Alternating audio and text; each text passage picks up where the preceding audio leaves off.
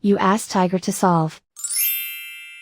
This deals with linear equations with one unknown. The final result is x equals 10. Let's solve it step by step. Group all x terms on the left side of the equation. Subtract 2x from both sides. Group like terms.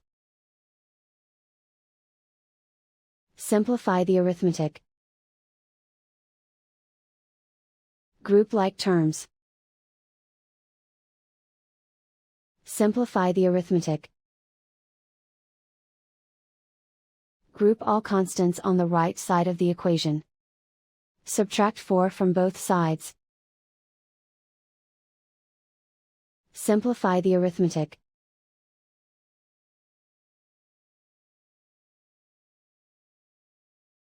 And so the final result is x equals 10.